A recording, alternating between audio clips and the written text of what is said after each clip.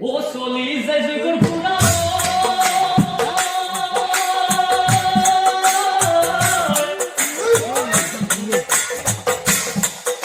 আর পাতা গরি